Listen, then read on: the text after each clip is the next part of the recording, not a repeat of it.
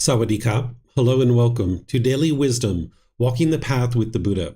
Today is our group learning program, and I'm going to be helping you build up your loving kindness meditation practice. This is the fourth part of a four-part series where I've been doing here at the beginning of the group learning program to be able to help students build up first their breathing mindfulness meditation practice and now the loving kindness meditation. So just like we've been doing over the last couple of sessions, I'm going to guide you guys in a loving kindness meditation session, and then I'll open up to any and all questions that you have about the path to enlightenment or loving kindness meditation or anything you'd like to discuss. Next week on Wednesday, I'll be starting a four-part series on Buddhist chanting, teaching students how to actually do the chanting. So I'll be guiding you guys in that through the next four classes on Wednesday. And then on this Sunday, we're in chapter 4 of our book, Developing a Life Practice, The Path That Leads to Enlightenment. Chapter 4 is titled The Four Noble Truths, Establishing Right View.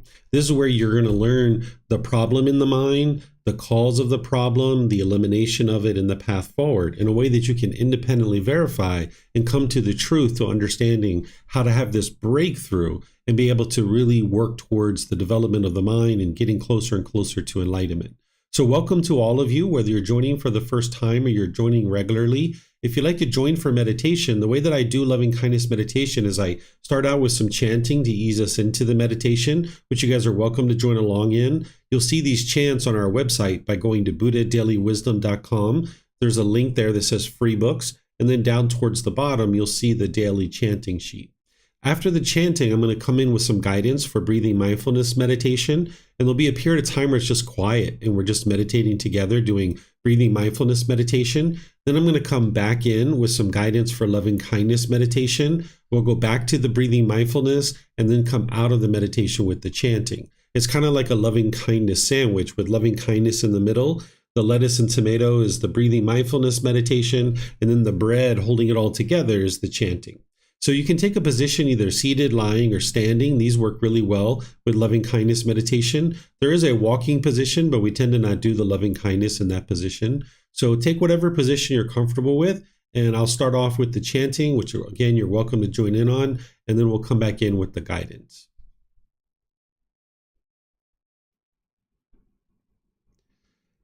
Arahang Samma Sambuddho Makewa Hotang Makewanang Apivateyami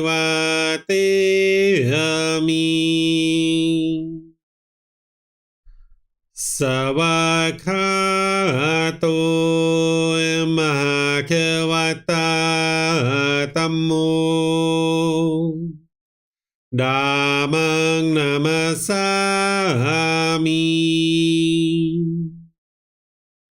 Supatipano Mahakevato Sāvaka Saṅkho Saṅghang Namami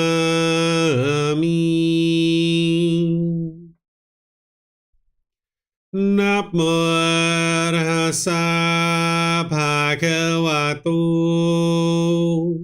Arahato Samma Sambuddhassa Namo Tassa Bhagavato Arahato Samma Sambuddhassa Namo Tassa Bhagavato Arahato Samma Sambuddhassa Iti piso Bhagava Arahang Samma Sambuddho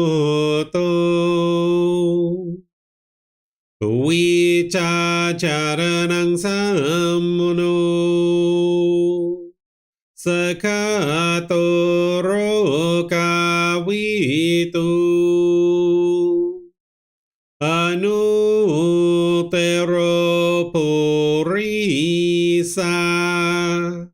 Dhamma sati sata tawa manusana Oto Bhagavati.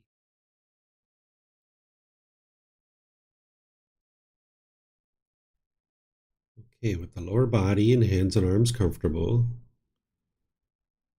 and the upper body erect.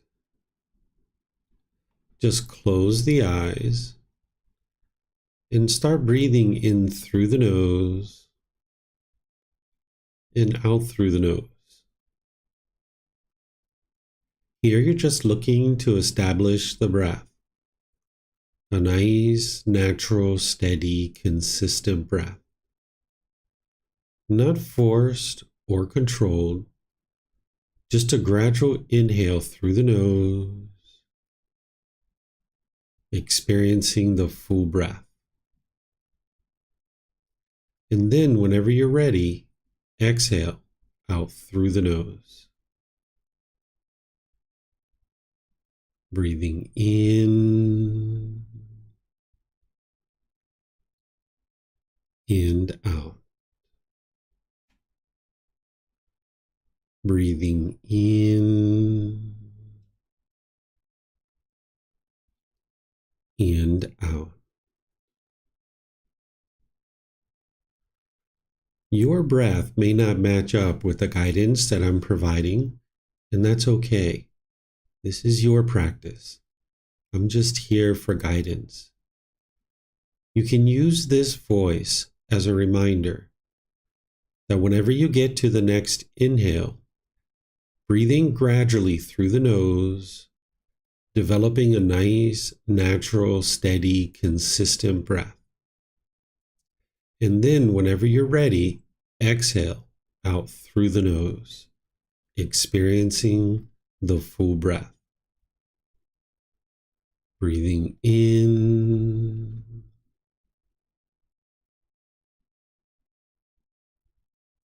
and out.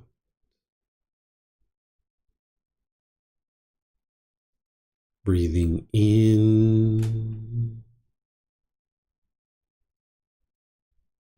and out.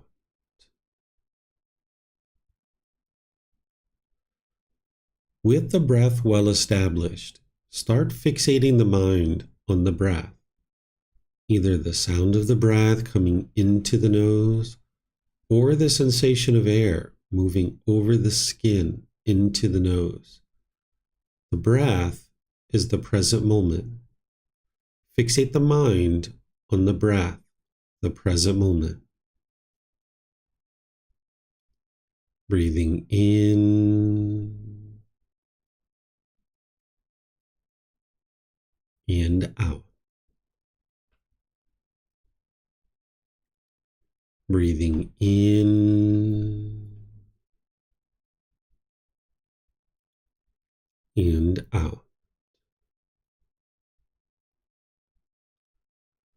With the mind focused on the breath, whenever you notice that it moves off the breath, cut that off, let it go, and come back to the breath, the present moment. No need to observe the thoughts, label them, judge them, analyze them, or even try to figure out where they're coming from. Whenever you notice that the mind is moved off the breath, cut that off, let it go, and come back to the breath, the present moment. Breathing in and out. Breathing in and out. I'm going to be quiet now and let you do this work of focusing on the breath, cutting off and letting go anytime the mind moves off the breath. Then I'll be back with more guidance on loving kindness meditation. You have nowhere to go. There's nothing to do. No one needs you right now. This is your time to focus on the breath. Breathing in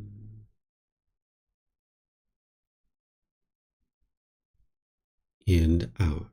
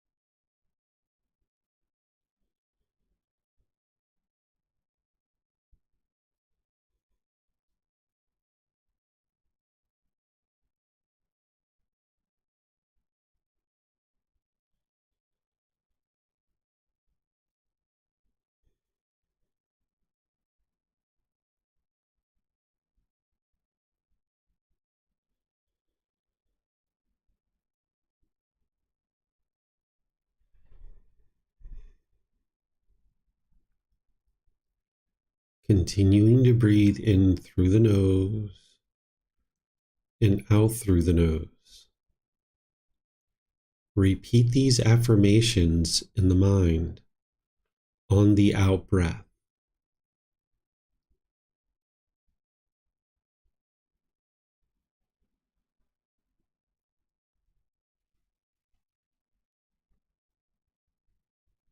May I be peaceful.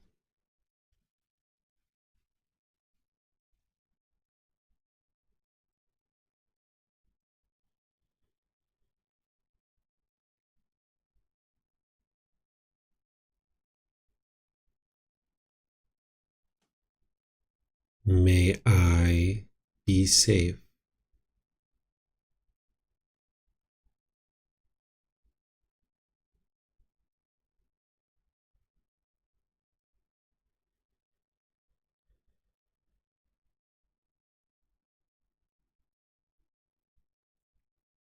May I be well.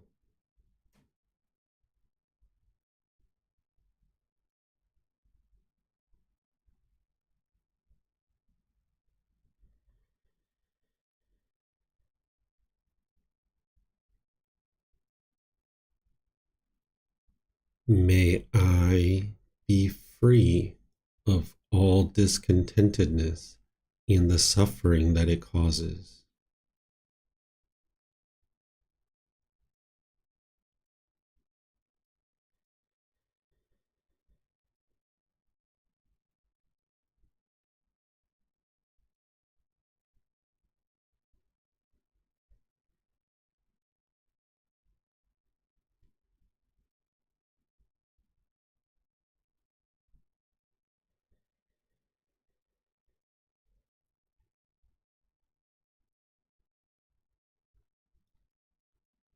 May mom and dad be peaceful.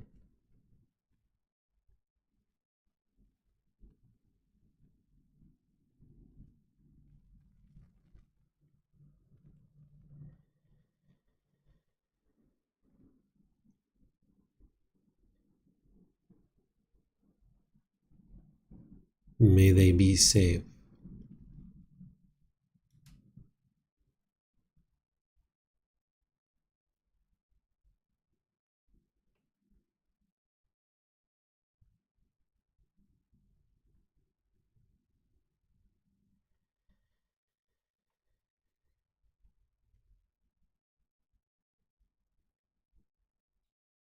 May they be well.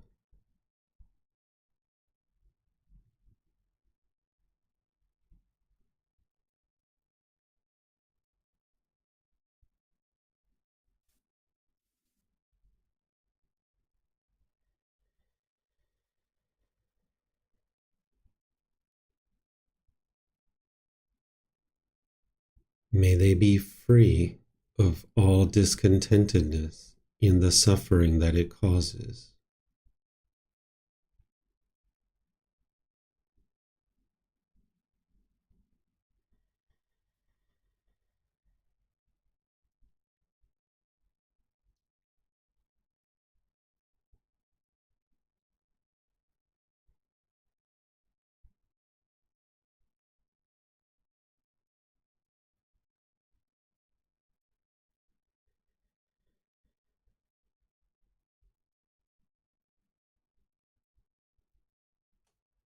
May my family, friends, co-workers, and neighbors all be peaceful.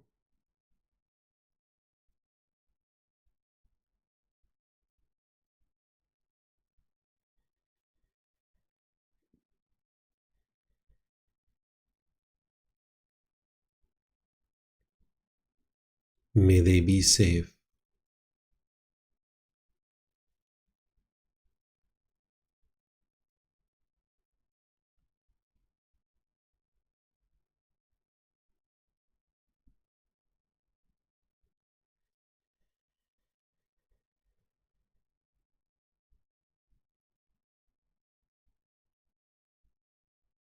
May they be well.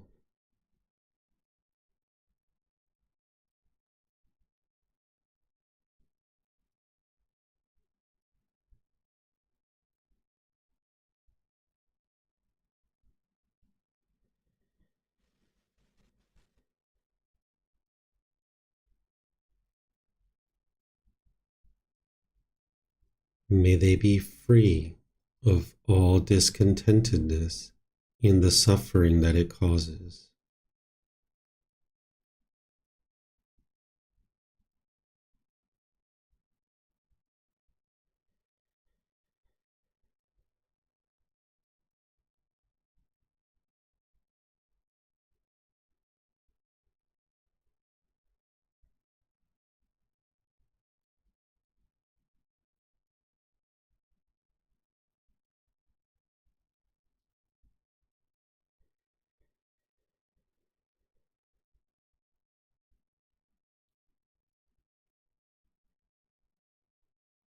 May all those who have harmed me be peaceful.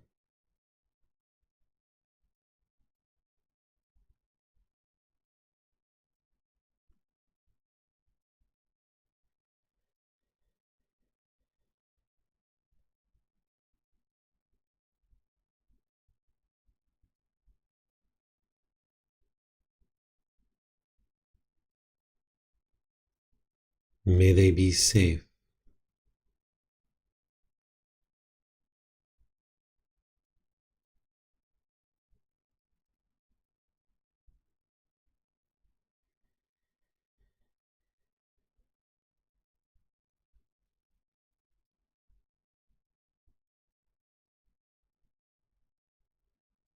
May they be well.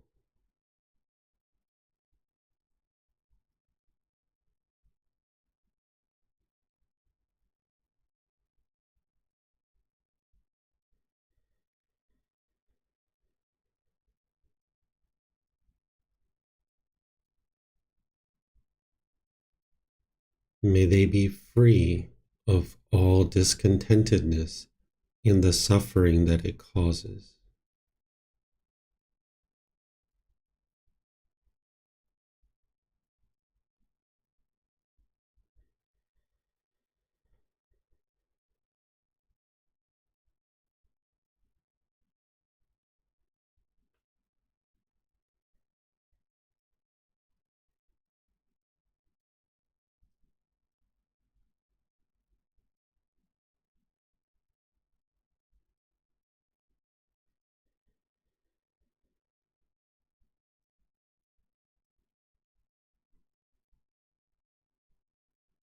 May all those who I have harmed be peaceful.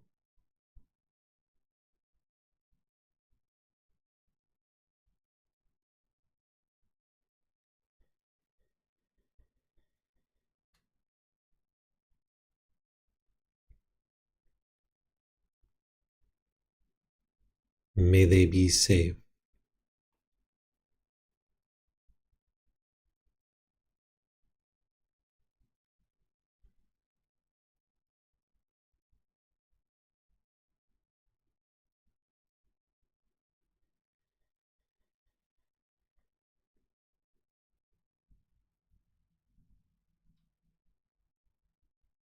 May they be well.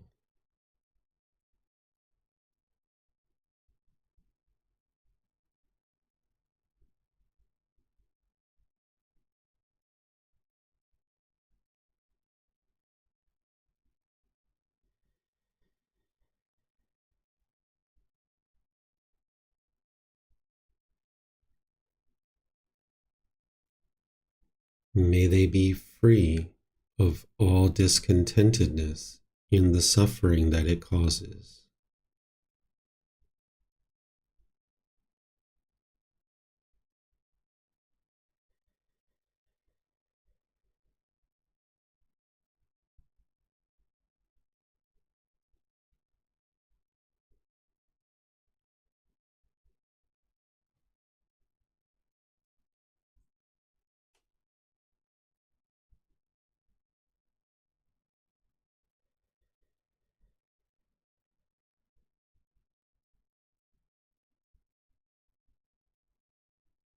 May all beings, wherever they reside, be peaceful.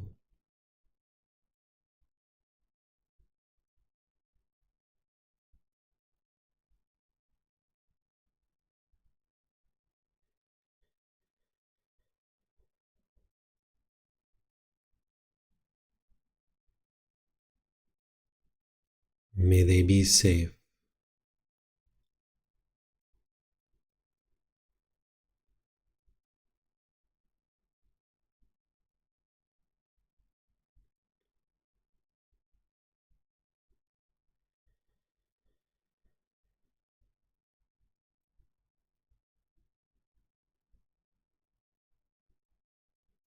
May they be well.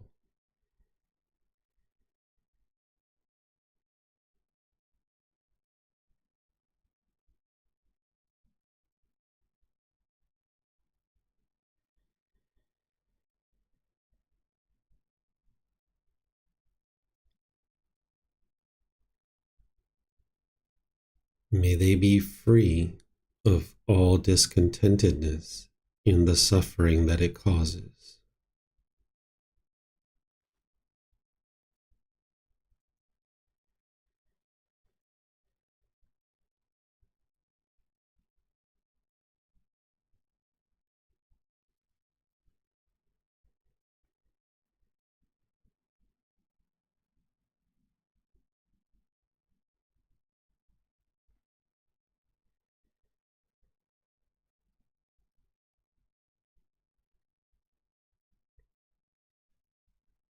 Now return back to breathing mindfulness meditation, focusing on the breath, cutting off and letting go anytime the mind moves off the breath.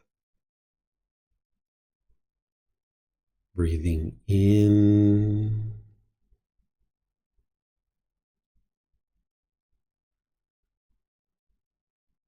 and out.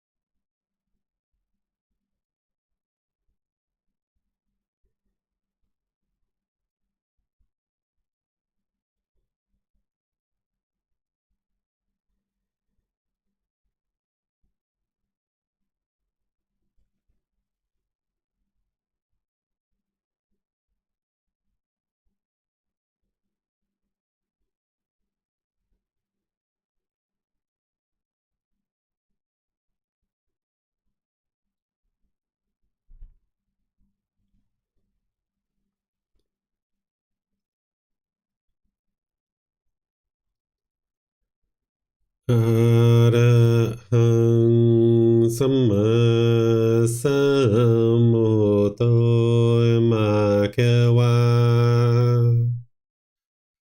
Ottang Bhagavanhang Abhivateyami Savakhato Bhagavata Tammo Dhammang Namasami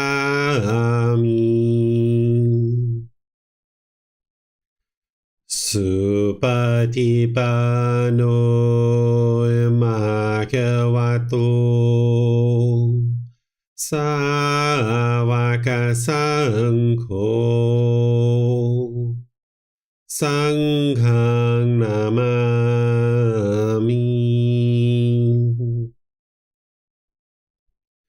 Namo Tassa Bhagavato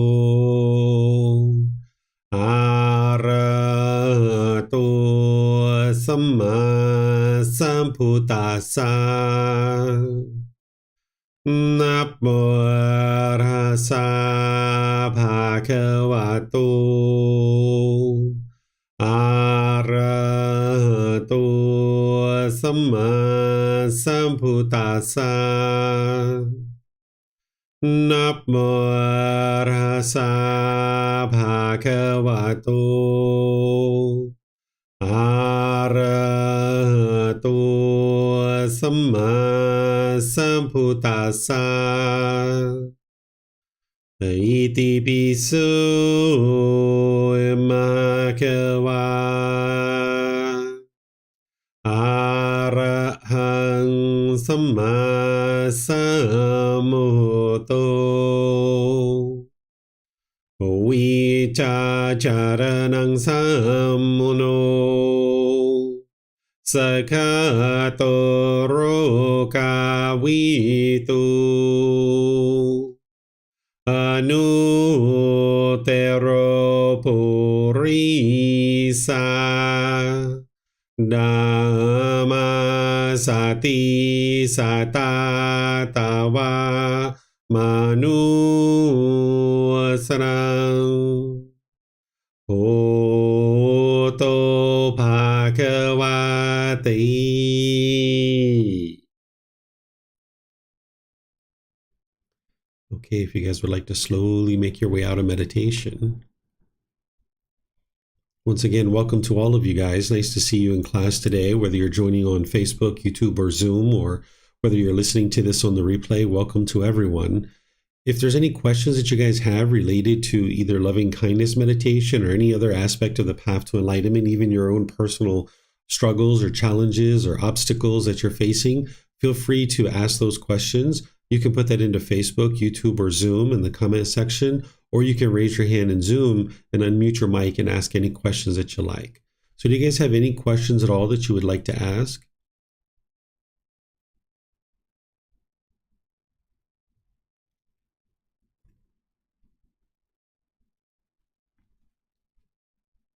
Okay, I'm not seeing any questions anywhere. Oh, okay, there we go. It looks like Ted or Kristen has a question. So go ahead, guys. David, I have a question. Good morning, good evening.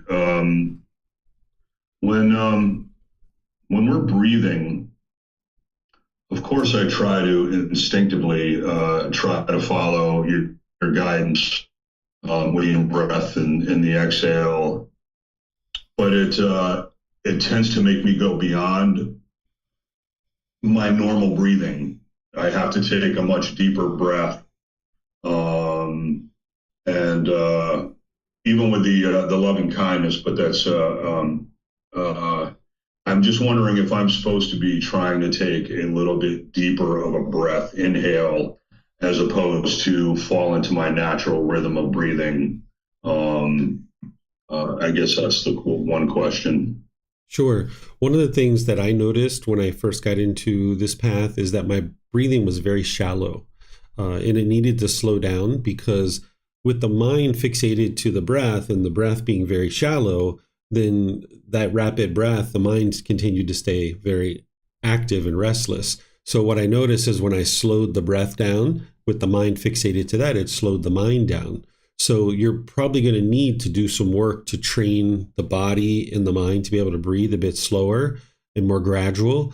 And that's where in the guidance I say develop a nice, natural, steady, consistent breath. I'm describing the ideal breath, and then you need to kind of work your way towards that. Where when I say a natural breath, sometimes people think that means breathe the same way you're breathing now, which isn't necessarily the case. So what I mean by that is I'm describing this really slow, steady, gradual breath in and out. And that's what you would ultimately like to develop and get to the point where it's not controlled, it's not forced. But on your way to get there, you're going to have to really do some conscious training of the body and the mind to be able to get it there. And I used to do this outside of meditation. I would just sit on my bed and just, you could sit anywhere, but I used to sit on my bed because I was in my room. And I would just, take nice slow breaths with my eyes open. I would just kind of get used to breathing slow because I wasn't used to that. And I had to get the mind prepared to be able to understand, like, yeah, you don't have to do all this real quick, shallow breathing. You can take nice, slow, steady breaths, and that's okay. There was a little bit of a fear of death in there because when I would get to the gap between the breaths, I would kind of have a little bit of fear, like, oh my goodness, I'm not breathing. Am I going to die? So it helped with that too. So I worked with the breath for several days. It probably wasn't more than a week or so that I had it down. But then I even still need to be working with it in the meditation too, even though I kind of did this training for a week or so outside of meditation to get to the point where I could then start combining it with the training of the mind. I noticed even for a couple of years during meditation, my breath wasn't quite as slow as it ultimately became as I trained my mind more and more. So this is something that you would like to pay attention to, and you're going to kind of need a combination of training outside of meditation, training in meditation as well, and then just kind of get used to more of a gradual, slow breath. And you'll see that that boils over into your day-to-day life too. Because if we're breathing really shallow in day-to-day life, it keeps the mind, almost like a racehorse, like,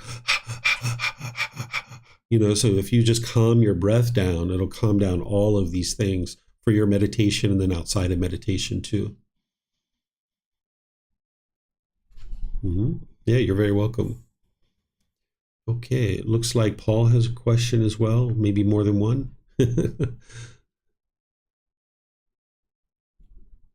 I had to unmute, sorry, David. In my previous meditation training, the golden rule was always, it must be effortless. Everything you do during meditation must be effortless. So the example that Ted was saying about breathing and, trying to breathe a certain way and then trying to stay focused on the breath, these were no-nos. This effort, there should be no effort. Ideally, that should be the goal. Is that true of your teachings as well? When you get to the point that you've established your breath properly, yeah, it's effortless. But everything on your way to enlightenment, there's going to be effort involved. That's why on the Eightfold Path, you have right effort.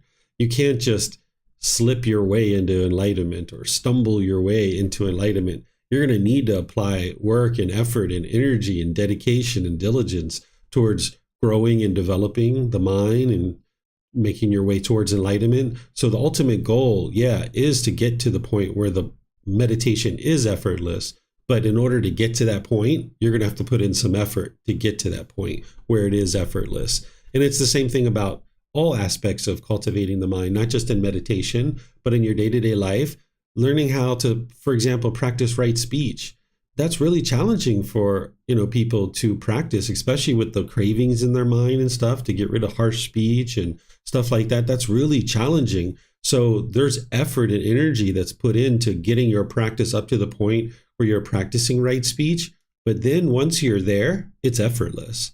So by the time you get to enlightenment, you're practicing the teachings effortlessly, but you're going to need to put in effort and dedication to get there. Okay. Another thing I have to change from all those years of doing it a certain way. The second part was when I am focused, ideally, which is a short spurt because I'm usually thinking of something that I have to let go of. And so, but when I am, I'm aware of this sound in the back in my head, and it almost sounds like heat bugs. It's like a buzzing, like heat bugs, like in the summertime. It's a sound like that. That when I am focused on my breathing, I can hear that. I'm aware of that sound. Is that common? Yeah, the Buddha even talks about this. Some people describe it as like a ringing in the ears. The Buddha describes it as divine sounds. And what people describe this as is like, they say that as your mind is awakening and you're gaining more and more of a higher consciousness, that you become aware of the things around you more readily. And one of the things that you become aware of is this higher frequency of beings in the heavenly realm. And that's what people say that buzzing or that ringing in the ears is. And you'll notice this, of course, it's impermanent, just like everything else, but you'll notice this more when the things around you are quiet. Like while you're meditating, you'll notice it, or while you're falling asleep at night, you might notice it. And it can become really strong at certain times, but eventually you just kind of get used to it, that it's there, and you understand that it's impermanent and it doesn't, affect you in any way, but you just know that that's what's going on. And you'll see this described in the teachings of the Buddha as divine sounds. Okay, thank you. You're welcome.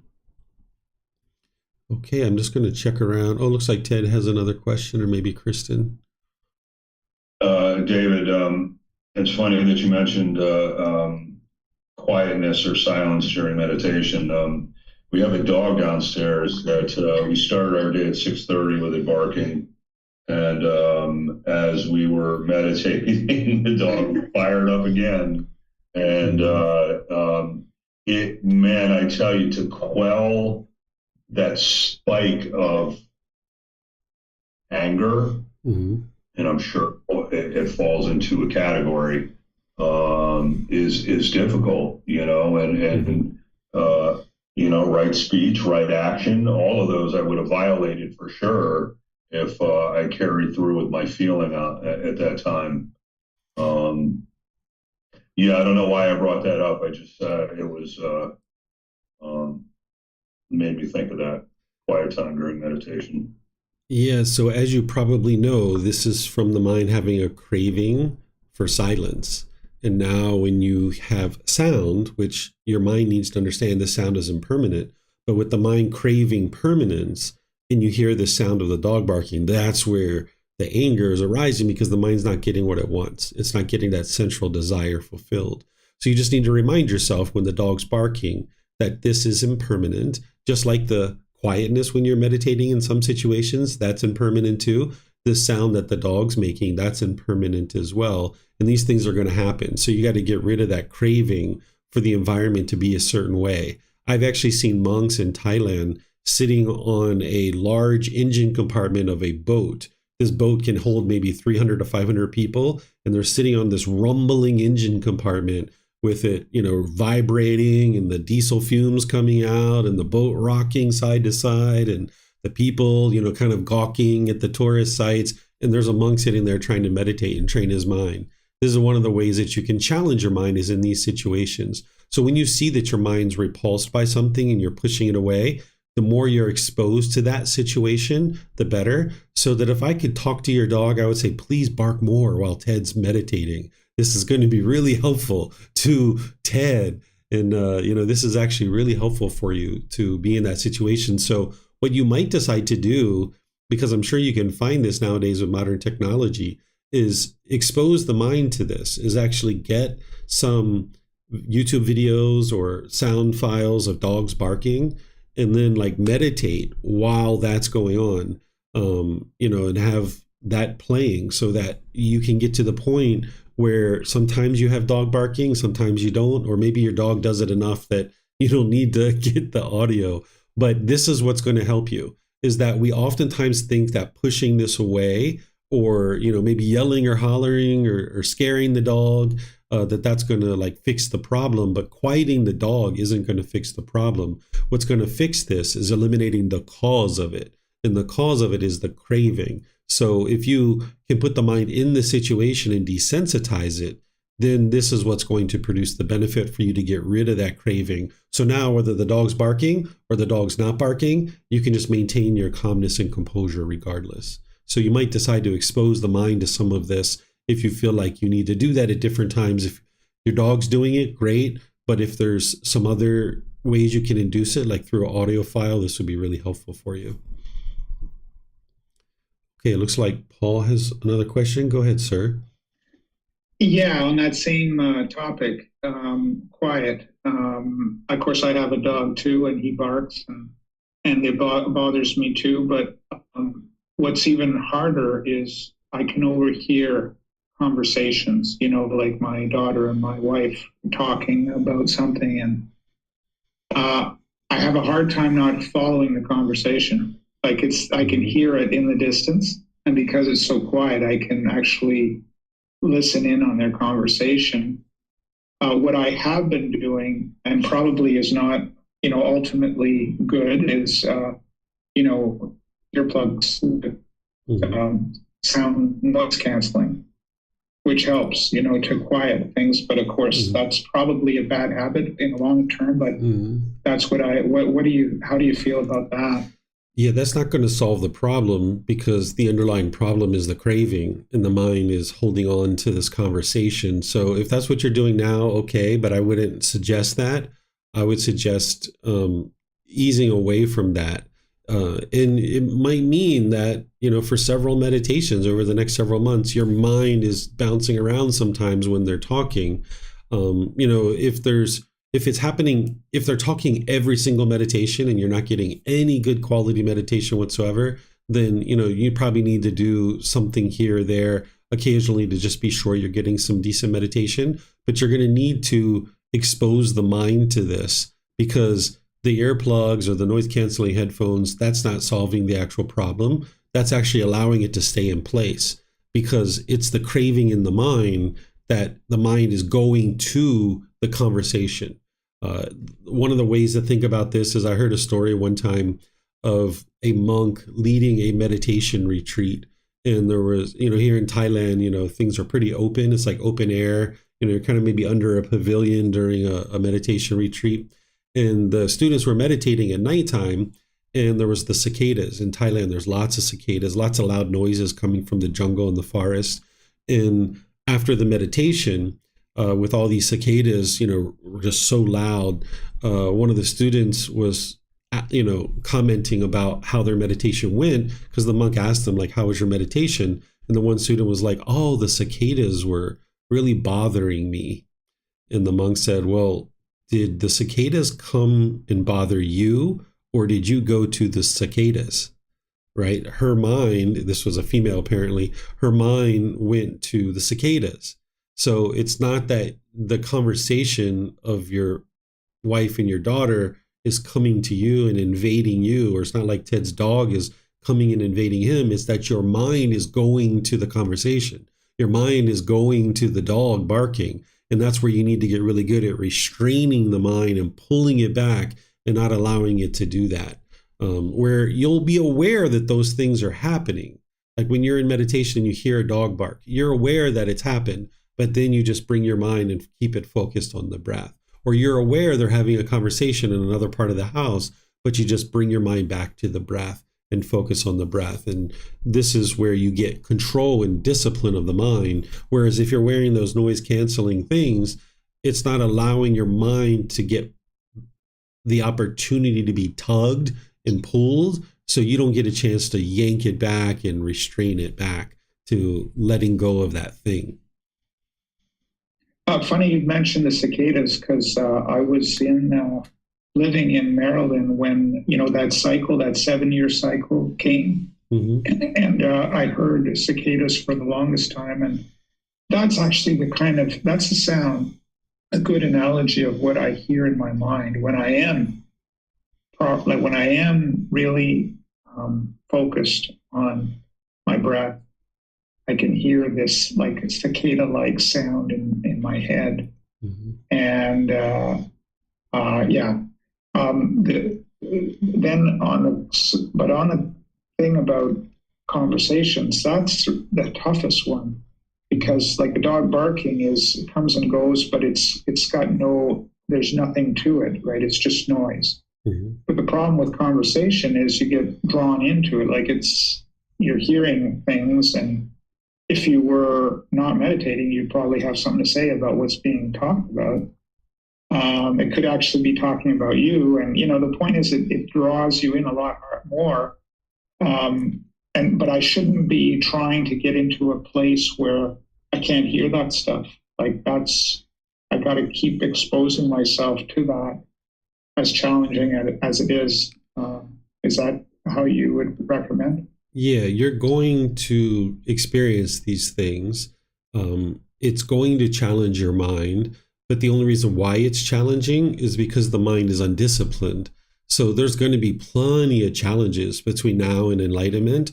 And each time you face one of these challenges, you keep, working to train your mind and discipline your mind. So like if I was in that environment and your family was talking, I wouldn't have any issues meditating there. But that's because I've trained my mind in going into a lot of different environments and made sure that my mind can be focused and concentrated. Your mind right now is having challenges with that, but that challenge is a good challenge. Sometimes when we face challenges, or I should say, sometimes when we experience challenges, we want to run away from them. And that's what the mind tends to do because it craves that permanent comfort. Any kind of challenge is like, oh, this is too hard, I don't want to do this. But what the Buddha teaches you, and I teach as well, and I agree with, is to not shrink back from that struggle. Because that struggle and that challenge that your mind is having, that's opportunity for growth.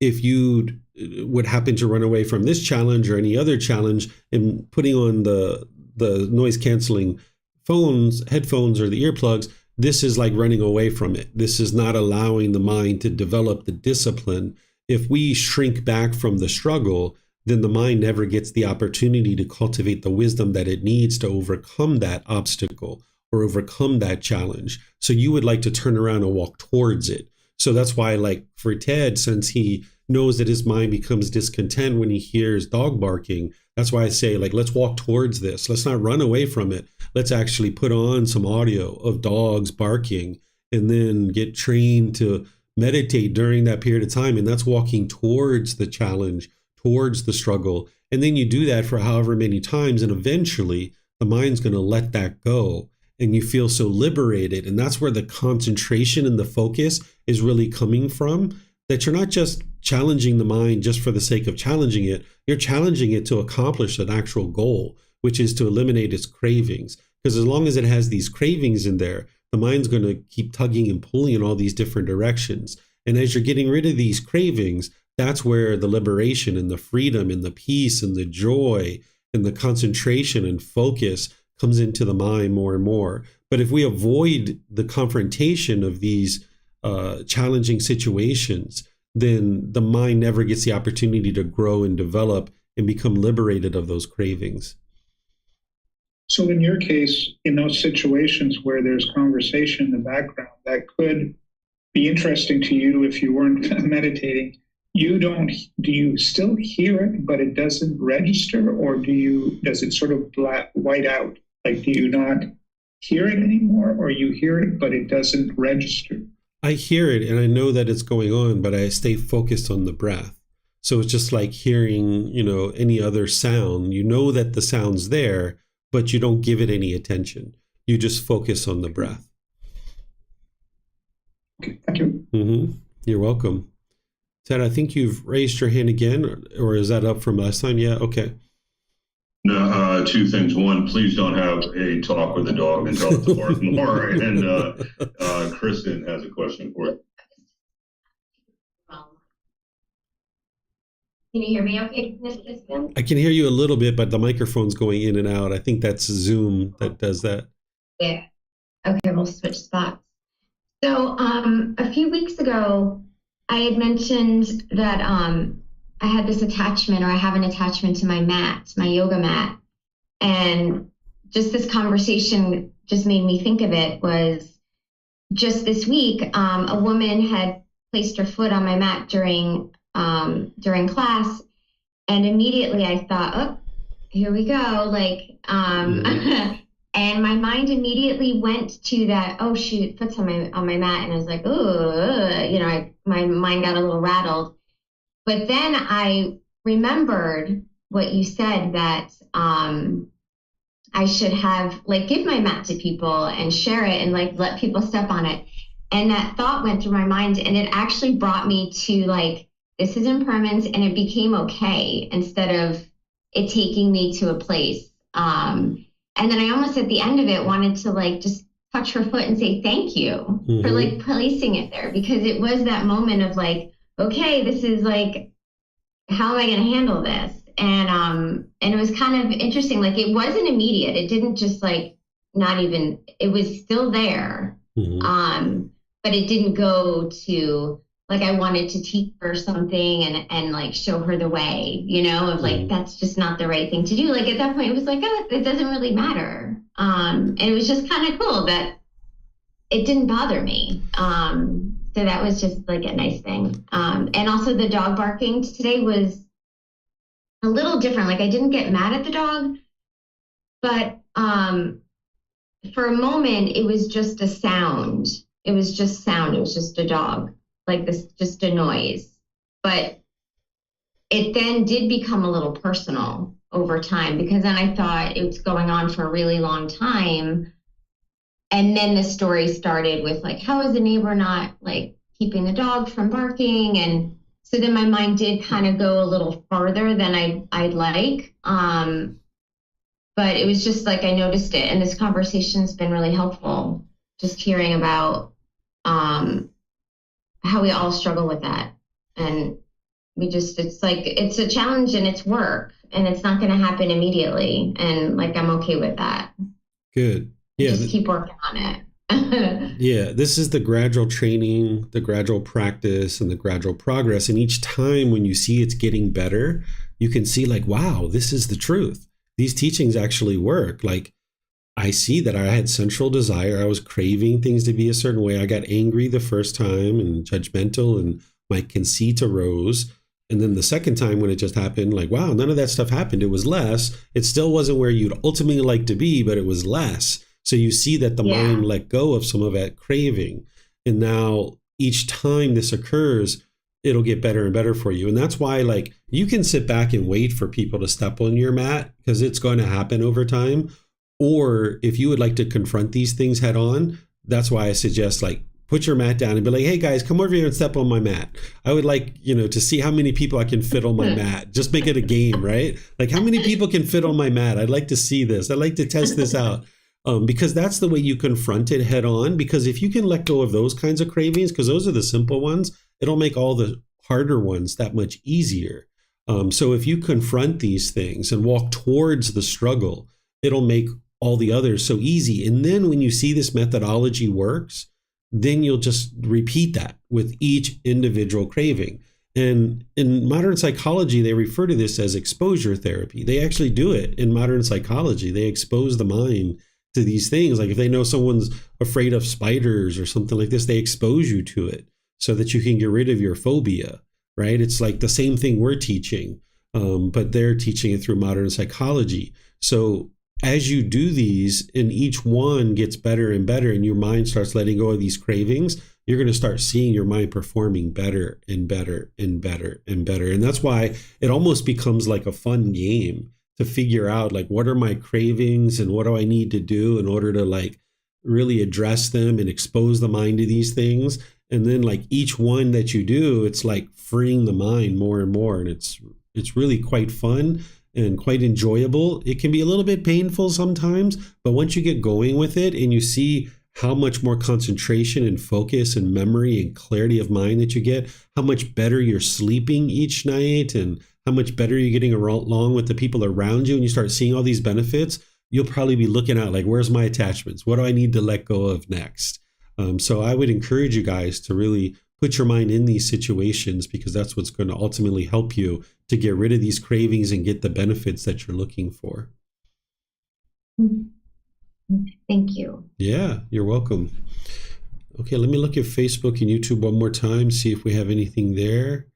I don't see anything. So what I'll do then is just end by thanking all of you guys for joining, whether you're joining online or you're joining through the replay or any of those kinds of things. Thank you all for being interested in learning the teachings of the Buddha. As I mentioned, next week we're going to start our 4-part series on Buddhist chanting.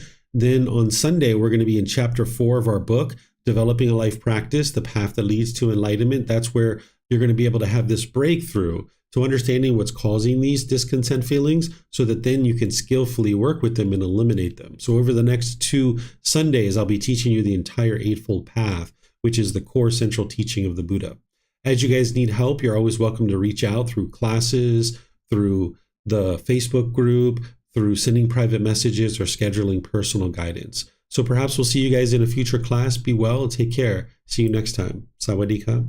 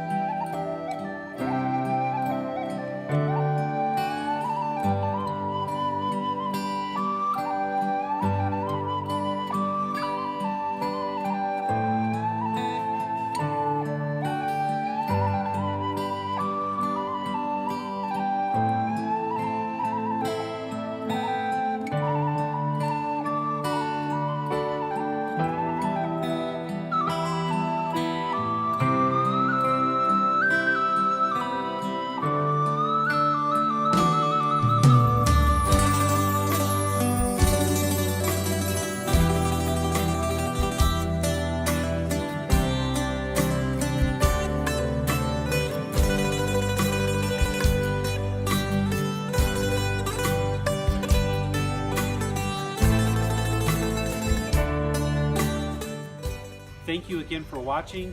Enjoy your meditation. Look forward to seeing you online and answering any questions that you might have. Thank you so much.